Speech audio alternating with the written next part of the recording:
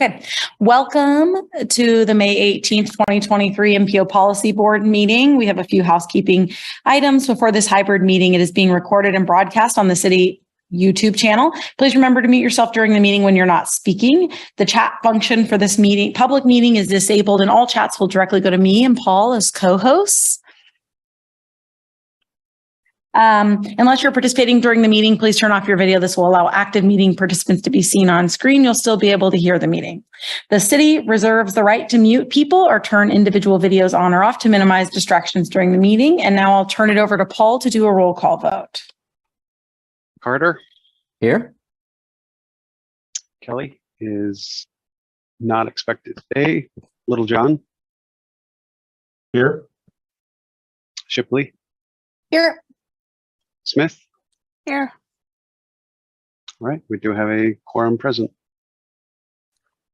Did I miss Thomas? Yes. I was like, Hopefully. didn't hear you. Okay, Thomas, are you present? Yes. Okay. Very good. Thanks. Let's make sure there's no public comment. There is no one in the room. And I'll wait a second if anybody online would like to make public comment.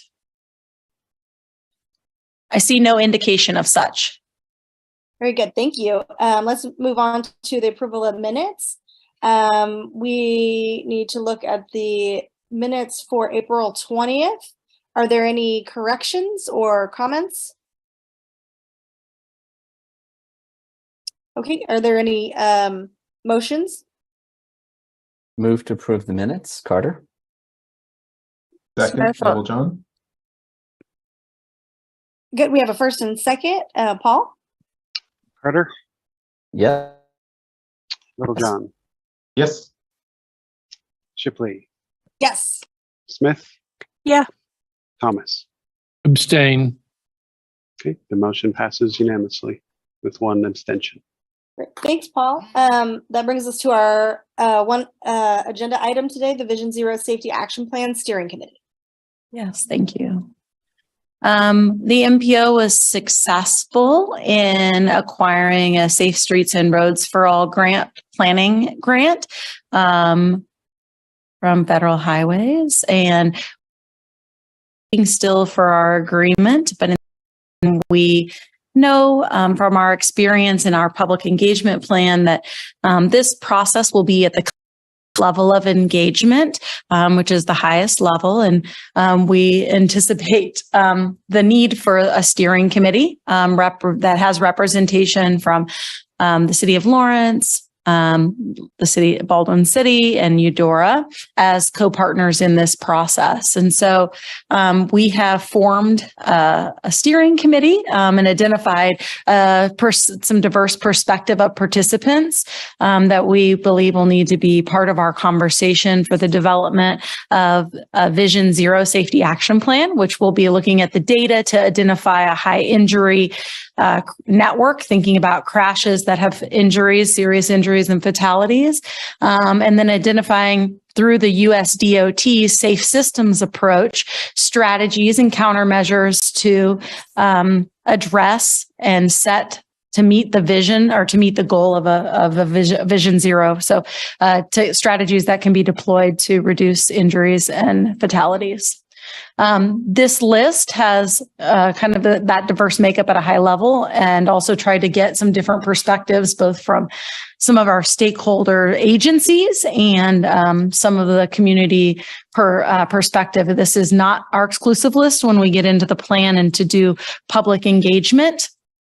And so I have this list before you today. I'd be happy to entertain any thoughts or suggestions or comments you have about how we've formed this work so far. It is likely that there will need to be a longer term working group for ongoing implementation and strategies in the planning process. And so it's possible this group could evolve into that, or we could identify other partners and parties. This is what we believe is kind of our first attempt to ensure that we have a lot of stakeholders in the room to begin that conversation with us.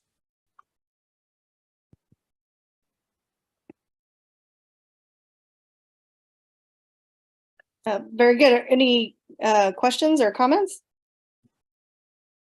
David Carter here. I just have to credit Jessica again for preempting my questions and comments, because I was going to ask how a steering committee would benefit the work of the staff, and I think you've covered that. Also, I was going to suggest that you include the Lawrence Association of Neighborhoods, and there they are. So those would be my only comments. So thanks. Looks great.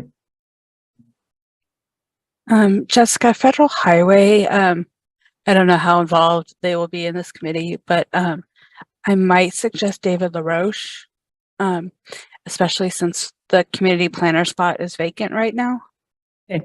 Yeah, we'll have that conversation with them. They just gave us yesterday the name of our new Federal Highway liaison for this project. And I was going to ask her, Okay.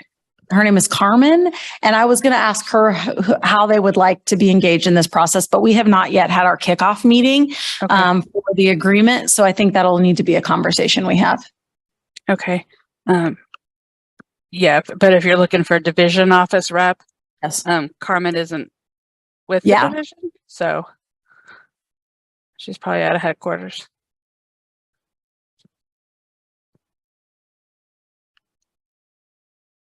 Any other questions or comments? Who on there represents equity? An equity perspective? That might be important. Yep. United Way Coalition of Human Service Representatives is all agencies that provide social, like human services in our community.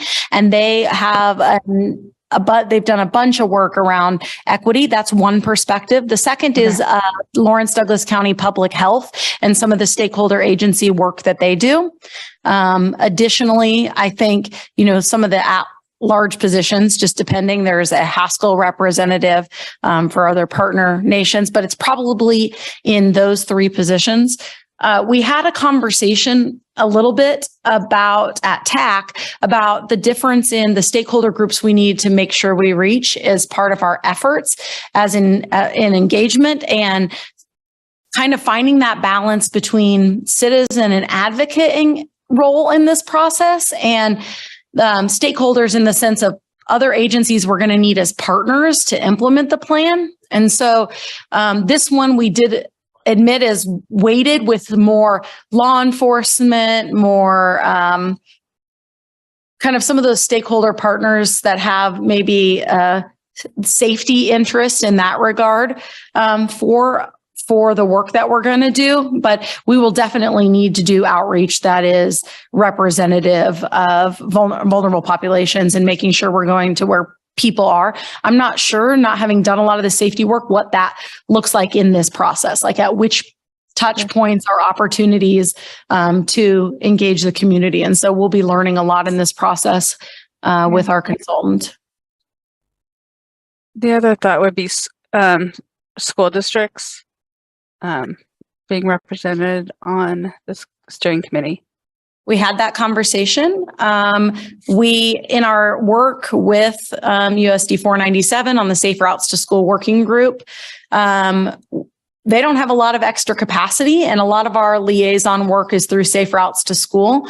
And there are multiple staff, both Dustin Smith and myself, who lead that Safe Route coordinated work group for the Safe Routes to School. And so at this time, we didn't feel that with our conversation that was going to be a role we could have. I do think that we're going to need just to be really thoughtful of the planning work we've done around infrastructure for safe routes. And I think we can get that connection with some of the staff we have. Additionally, our public health representative is also on that Safe Routes to School working group and works also in Baldwin City and Eudora with us doing Safe Routes to School work. Jessica, I'm interested about rural transportation safety. Do you assume that, Baldwin City and Eudora reps are going to be the folks who are going to be able to bring that kind of perspective, or is there some way that you can? Unincorporated Douglas County is not participating with us in this process. Can you repeat that? I'm sorry. Yeah, the Douglas County, the unincorporated parts of Douglas County. Oh. They are not a participant with us. They have elected through the process not to submit for this grant with us. Wow, And okay. so the participants are the urban areas of the city of Lawrence, Eudora, and Baldwin City. So we will not be doing work in rural areas. That's very helpful. Thank you. They and not to say they aren't doing safety work. They have local road safety plans and they work through. They just have other process that they do the safety work that they are doing in rural areas. Sure. Thanks. Okay, anything else? Are there any motions?